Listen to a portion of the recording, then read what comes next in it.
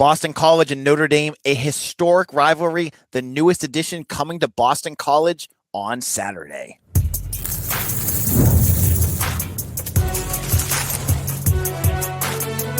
You are Locked On College Crossover, part of the Locked On Podcast Network. Your team every day. Hello, everyone, and welcome. This is a Locked On crossover between Locked On Boston College and Locked On Irish. I am your host, AJ Black, and I'm joined by Tyler Wojciak of Locked On Irish. We're here today to talk about Locked On BC and Boston College and Notre Dame in their game on Saturday. Thank you all for joining us. Obviously, you know both of our podcasts. If you're listening on Locked On Irish's feed, if you're listening to the Locked On Boston College feed, you know we are the place to go to get your news on your Boston College Eagles and your Notre Dame Fighting Irish. We are available for free on YouTube or wherever you get your podcasts. On today's show, we're going to give our predictions and final thoughts for Saturday's Holy War. How does either team win this game? We'll talk about the strategy for that, and we'll give the storylines about both of our programs. So to kick things off, Tyler, I want to ask you first, how has the season gone under Marcus Freeman this season? Started off with 2 losses, but seems like things are going in the right direction now. Started off with 2 pretty heartbreaking losses. I mean, losing to 2 top 10 teams by a combined 4 points is certainly going to sting. You think back to all these different plays. Like, had they gone differently, what sort of position would Notre Dame be in? And after they lost those first 2, some people wrote them off when it came to the playoff race. Personally, I was like, look, I don't think they're completely out of it yet, but I want to table any discussions about the playoff until about right now. So that was back in September. Now here we are at the end of October, and I think Notre Dame is firmly in the mix for the college football playoff. I think they are definitely one of the top 12 teams in the country, but those 2 losses do matter. They still count. So Notre Dame is trying to get back into the good graces of everyone else in college football, including those people who wrote them off. And I think that they're marching towards that. They're coming off a really impressive win over USC at home before the bye week. USC was ranked when they played. They're ranked again now. And they have Boston College obviously coming up this weekend, then 2 potentially ranked games against Navy and Pittsburgh. So Notre Dame is entering the stretch run with a lot to prove to everyone else that they are worthy of making the college football playoff. And I think this is step 1. Now, talk about the offense and defensive line. That's always been the bread and butter for good Notre Dame teams. You've got, obviously, I think BC fans are going to notice some local kids on both sides of the ball with Gerby Lambert and Boubacar Traore on the defensive side. I know BC was going after both of those kids hard when they came out of high school. But this is a talented roster on both sides of the line. Talk about the trenches for Notre Dame. So Notre Dame's offensive line had really high expectations going into the season. A lot of people were calling them one of the best units in the country, and then they were just flat out bad against Miami. Like, they got dominated by Ruben Bain, Akeem Messidor. Their left tackle, Anthony Knapp, had to leave the game due to cramps and was extremely hot and muggy in South Florida during late August. So I think that affected them, but it was pretty disappointing for them to have all that hype going into the season and then get dominated. And then they made improvements going into the second game against Texas A&M, and I think we're starting to see now just how good of a team Texas A&M is. So they struggled to start out the year, but since then they've sort of found their footing despite some injuries. They're going to be playing without their starting center, Ashton Craig, who's out for the season, and Billy Schrout, their starting left guard. He's also out with an injury, but Joe Otting played great when he came in for his first start against USC. I was blown away by how well he played. And then they're filling in Billy Schrout's spot with a man named Sullivan Absher, who is basically the ultimate swing guy. There was a chance he could win the starting right guard job at the beginning of the year, but they had their best game of the season in their most recent game against USC. I don't know how much that says about USC's front 7 or if Notre Dame's offensive line has finally turned the corner, but they did look really good in that game. And then on defense, similar story. They could not get pressure on the quarterback at all to start the year, but lately they've really found a groove. And I thought the defensive tackles in particular played great against USC. They were getting after Jaden Mayava all night, forced him into some interceptions that ended up turning the game. So it was a rough start to the season for Notre Dame in the trenches overall, but really they have improved each and every week. And I think now you could say that both the offensive and defensive lines are a strength of this team. Now, it takes a lot for a Boston College person to say that they love watching a Notre Dame person, but Jeremiah Love, I could watch him run the football all day long. Like, this kid is special. How is his year gone, and is he going to be a Heisman finalist? Heisman finalist, I think is possible. He's definitely not going to win the Heisman unless, some chaos happens in college football down the stretch. I think it's going to be either Ty Simpson or Fernando Mendoza. But his game against USC was just unbelievable. He completely dominated that game. And we've talked about it before on my show, how like Jeremiah Love has had a lot of great highlights, a lot of great moments. He's had some really memorable plays, but he hasn't completely dominated in a big game quite like that. And he finished with 228 rushing yards. He was averaging 9.5 yards per carry. So the Heisman campaign is officially underway. The Notre Dame social media team, they're really starting to campaign for him, and as they should, because he's definitely one of the best players in the country. I don't know if he's going to have the stats that you kind of need for a running back. I mean, you look at what Ashton Genty did last year. He had just ridiculous numbers, and Jeremiah Love is not, nor should he, get those kind of numbers because he's not going to get that amount of carries. Notre Dame is going to try to keep him fresh as much as possible so that they can have him if they do end up making the college football playoffs. So I think it's possible for him to make it to New York. He has a great opportunity this weekend against Boston College, who really struggles against the run. So it just kind of depends. Like, how often is Notre Dame going to give him the ball? If they get out to a big lead, are they going to keep doing it to pad his stats, or are they going to take him off and let Price or Aeneas Williams or any of the other backs? So I think the fact that they're already making an effort to campaign for him shows you they're going to try to give him the ball, but ultimately I'm really not that concerned about him going to New York. He's definitely not going to win. I'd much rather have him healthy and ready to go for a playoff run. And Notre Dame, they have the luxury of having Jadarian Price, who would be a starter anywhere else. Like, he would be a starting running back at most major programs. So they have the ability. Like, I was talking to my co-host who comes on, Mitch Wolf, and I was like, oh, so is Love going to run for like 230 yards? He's like, nah, they're going to probably use Price more to keep him fresh. So you probably won't get gaudy numbers, but you never know. So that's something to look for. Now, in a moment, Tyler, we're going to switch the tables, and I'll let you ask me about Boston College. I have a lot to say, and you'll probably want to hear what I have to say about BC's 1-7 season in just a moment. The NBA is back, and there's no better place to get in on the action than FanDuel, the official sportsbook betting partner of the NBA. Even if you missed the start of the game or you want to ride the hot hand, FanDuel has live bets on everything from who will win, score, or where the comebacks are going to come from. Plus, you can get live game parlays on points scored, assists, rebounds, anything you want in the NBA. Keeps games exciting, especially when your team's making that late push. And if you're not into the NBA, you can go into football, baseball, hockey. They have it all on FanDuel. So right now, FanDuel is giving new customers $300 in bonus bets when your first $5 bet wins. So head to FanDuel.com to sign up and play your game with FanDuel, the official sportsbook betting partner of the NBA. Welcome back. This is a special Locked On crossover episode between Locked On Boston College and the Locked On Irish Show. I'm AJ Black. Thank you all to our everydayers who listen to Locked On BC, listen to Locked On Irish every single day, and made us part of your daily routine. So, Tyler, it's your chance to ask me about the Boston College Eagles. Get ready. So going into the year, I looked at this as a potential trap game because I watched a pretty good amount of Boston College last year and Bill O'Brien's first season as the head coach. I mean, they had that nice win over Florida State to start the year, and then we realized that Florida State is not really that good. But it was just like a feisty team. They were going to scrap. They were going to claw.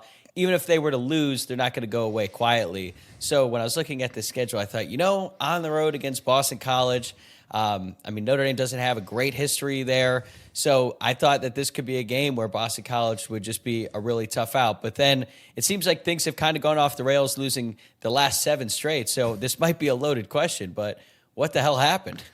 So there's a bunch of things that have happened. The biggest piece is injuries. And I hate to lean on injuries, but if you look at what Boston College lost on the defensive side of the ball, it's kind of stunning. And some teams, if you look at the amount of players, it's compared to other schools, it's maybe not as bad. But when you're a school like BC who doesn't have the depth of a Notre Dame or a USC or some of the big Power 4 programs, it does hit BC. They've lost both of their starting cornerbacks. They lost their starting linebacker. They lost 4 of their 5 starting top defensive tackles. They lost an edge rusher. They lost their starting wide receiver. The injuries were just crazy. So especially on the defensive side of the ball, when you watch what happened, where, like last weekend against Louisville, they let up 500 yards and explosives all over the place. Part of it is that Bill O'Brien is now forced to throw out a whole bunch of young freshmen who are not there yet. They're getting better. They had some plays against Louisville to make that game interesting, which is not what I expected. So that's great. They're starting to develop. It's just they got thrown into the fire real fast. So that's a big piece. Additionally, there's been issues on the offensive line. Their defensive line is bad. It's just bad. They just cannot make stops, especially BC cannot get pressure on opposing teams with rushing four. They have to blitz constantly. And so BC has the second highest blitz rate in the entire country, which when you have a young secondary puts them in a really, really bad position because you want to have them with a little support from your safeties and linebackers and all that good stuff. They can't do that. So it's just that's a toxic mix. And I got to say, there's been some issues too with the coaching. First of all, the reason they don't have the depth was because BC whiffed hard in the transfer portal.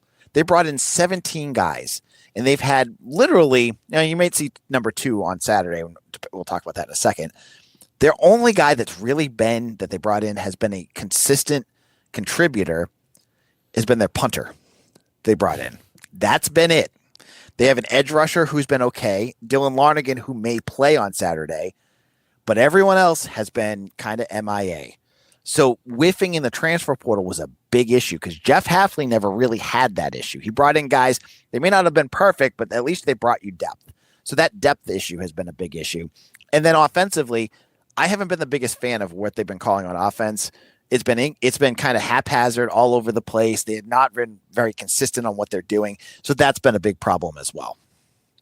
Yeah, I'm interested to hear you say that we might see Lonergan this weekend. I know he won the starting job at the beginning of the year, and then Grayson James has come in lately. Now, when I watched that Louisville game, it did look like he was banged up. So is this going to be a performance-based decision or an injury decision? It's based off definitely what Bill O'Brien said on Tuesday. It's an injury decision. He said it was not. He said on Tuesday that it was TBD, but it was not based on performance. So that to me means injury. So Grayson, his big piece is that he can run the football, but it looked like a leg injury to me, like an ankle or something like that. And if he can't run the football, that really puts him honestly below what Larnigan can do, because Larnigan can at least, run the offense a little bit better. So I think if James is hurt, you're going to see Dylan Larnigan. If James can go, it should be Grayson James playing on Saturday, but I honestly don't know what they're going to do. I don't know which direction they're going to go with, or more honestly, if it really matters. How much would the offense change in terms of what they're trying to do? Because I know that Bill O'Brien likes to run a lot of play action, take deep shots down the field if he can get them. But like you said, Grayson just brings a different dynamic with his running ability. So are there going to be big schematic shifts, or is it just going to be like plug in one guy as opposed to the other? No, there's definitely a change in how the offense runs. So Grayson he runs RPOs much more efficiently, and he does QB draws and things like that. You don't get that out of Dylan Larnigan. Like, he can run the ball.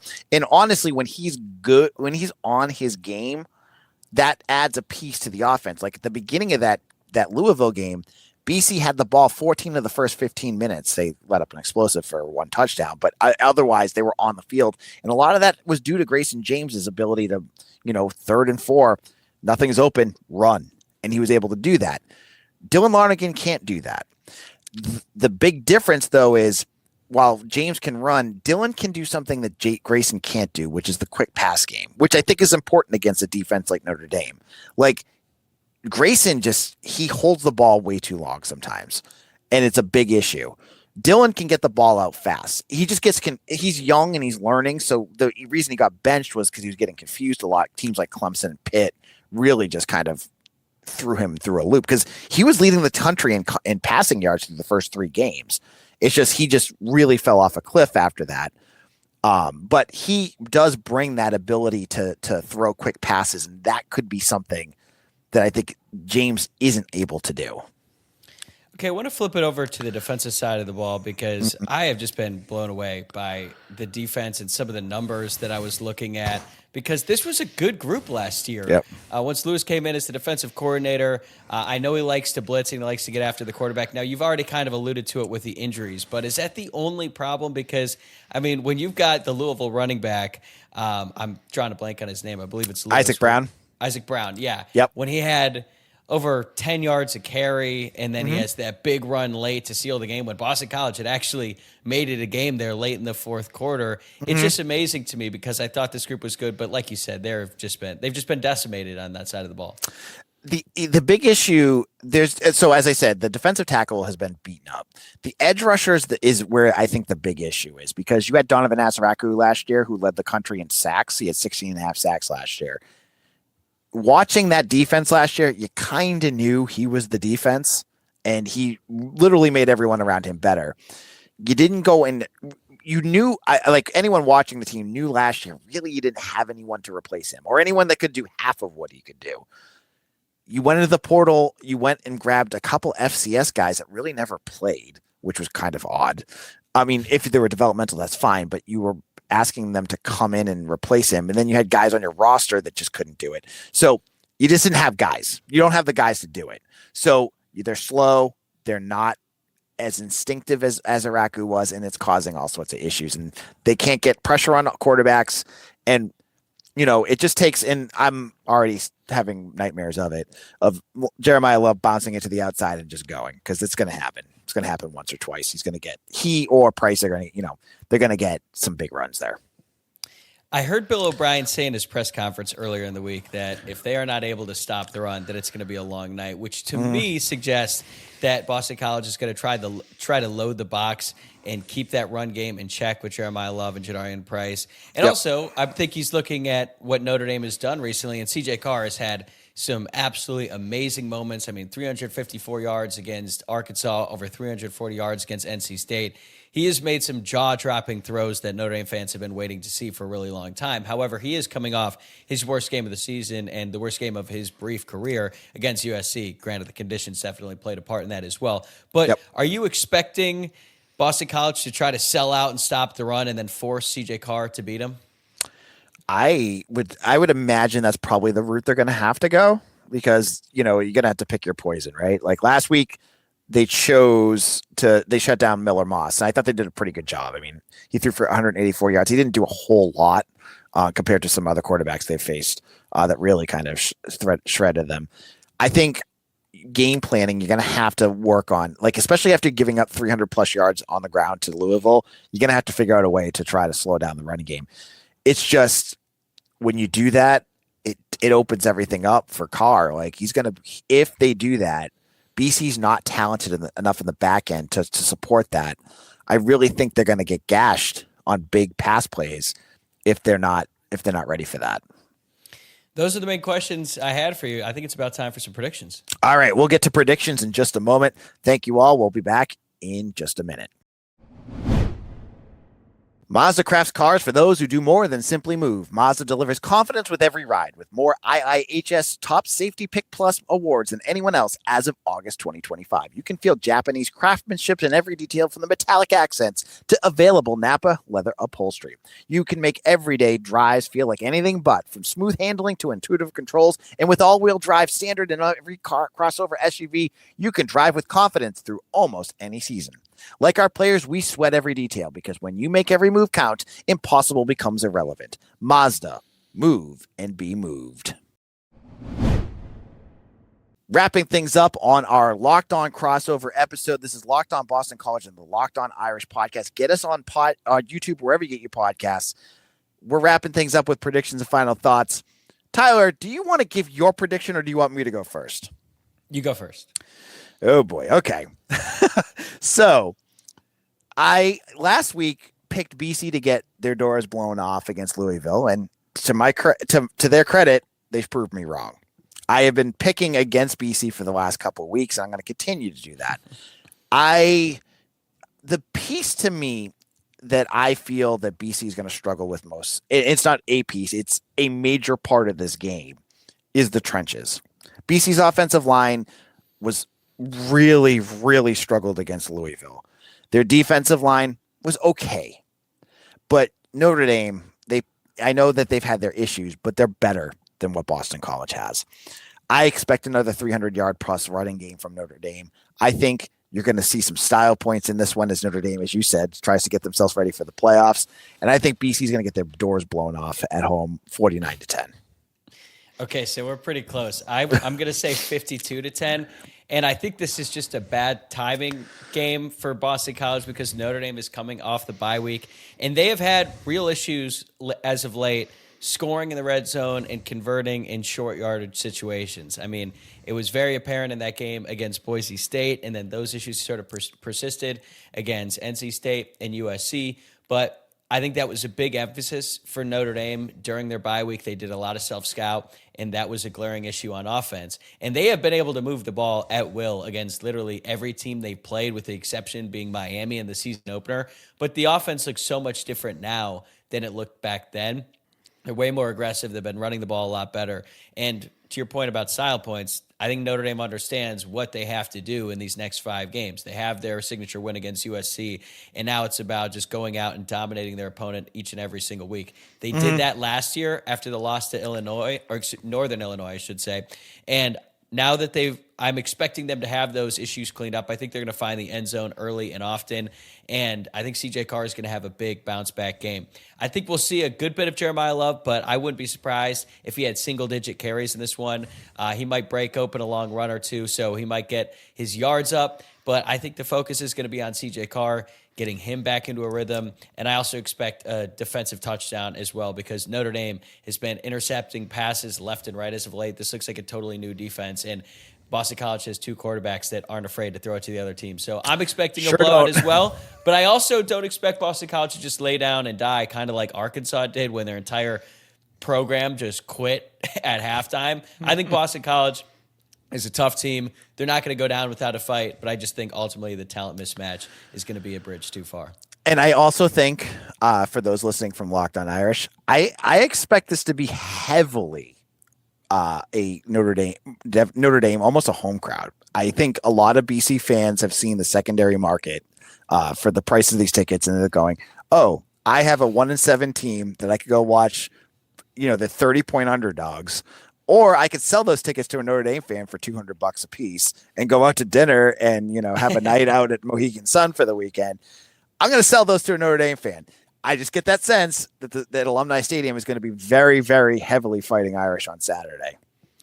It's possible. I do know a good amount of people going. I'm not going to be able to make it, unfortunately, which is a bummer because I love Boston. I love that area of Massachusetts. So I would love to make the trip and be there to see it in person. But at least it looks like it's going to be a beautiful weather day in Chestnut Hill on Saturday. It should be great. Do you have a favorite memory of BC? I mean, I don't know if you're on the younger side, but do you have a favorite memory of BC and Notre Dame that you particularly have?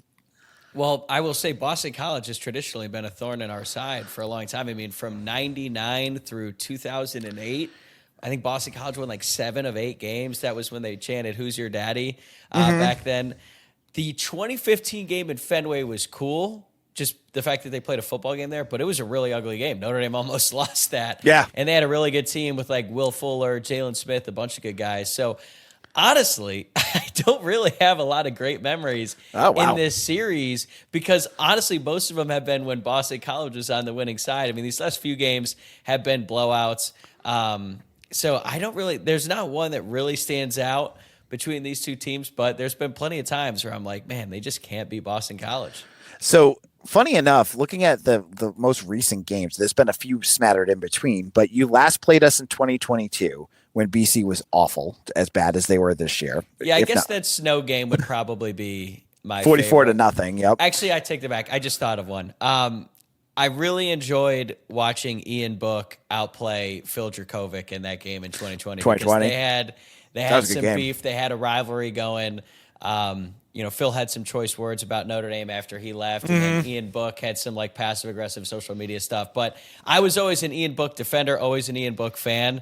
He was actually just on my show this week, and I was so eager for that game because there was a big portion of the Notre Dame fan base that thought they would have been better off with Phil Dracovic, and I'm sure Ian heard all of that. And I don't think there was a soul in the crowd for that one, so you could hear a lot of the talking that was going on the field. Yep. And Ian didn't really say anything to Phil during the game. Obviously, they're not on the field at the same time, but Kyle Hamilton was just jawing at Phil Dracovic all game long. So that's probably my favorite memory from that series. So I have to go with 2000. This is going to show my age. 2002. I was at Boston College. My future wife was there, and we were in a dorm room watching. This was a game in South Bend, and this is the game that Tony Gonzalez for BC scored the game-winning touchdown. I only remember this because I'm in the dorm that she's in. Walsh Hall is a high rise, so it's like 11 stories tall, and it looks over Alumni Stadium. Gonzalez scores at the end of the game. BC wins. And then I watch as the goalposts come flying down the street as the fans go and just dump it into the reservoir off the side. It was a memory I will never forget. That was absolutely hilarious. But you mentioned 2015 too. The funny thing about 2015 for Notre Dame fans was that BC, that was the year that they had Don Brown, who ended up at Michigan for a while, as their defensive coordinator. And BC had probably 6 future NFL players on their team on the defensive side. Defensive stars like Justin Simmons, Matt Milano, Harold Landry. They had a really good defense. It's just as good as their defense was, which you saw in that game, their offense was the complete opposite of that, where they could not do anything. They could not move the ball at all. So you had this legendary defense, third in the country in everything, and they couldn't stop the ball. So that was a game that I think a lot of us watched because it was closer than we expected, because BC went like 3-9 that year, and we still kept it close because that defense was so good. Yeah, that was Deshaun Kaiser's worst game. I don't think Will Fuller did much in that one either. That was not a fun watch. Yeah, it was ugly. That whole season was ugly for BC fans. I mean, being a BC fan is never easy. But anyways, Tyler, where can people find you? Locked On Irish every day. You can find me on YouTube at Locked On Irish, available for free on all the podcast platforms as well. So appreciate you having me on. This was a lot of fun. Yeah, anytime. And do we play against you guys next year? Is there? I actually don't know. I'm getting my tea on it right now. Yeah. Let me pause it. So we don't play each other next year, but we'll hopefully we'll both be with Locked On in a couple years. So you can follow me on Twitter at AJBlack247. I will be on again tomorrow with Mitch Wolf on my show to do a preview. What are you doing on your show for the next couple days? Just more Boston College content, mailbag. We've got post-game stuff, and then Sunday Night Live at 8 p.m. on Sunday night. Sweet. And I'll be at Alumni Stadium on Saturday doing a post-game show from the press box. So check that out. And this for Tyler, this is AJ. Thank you all for checking us out, and we'll see you all again for another episode of Locked On BC and Locked On Irish.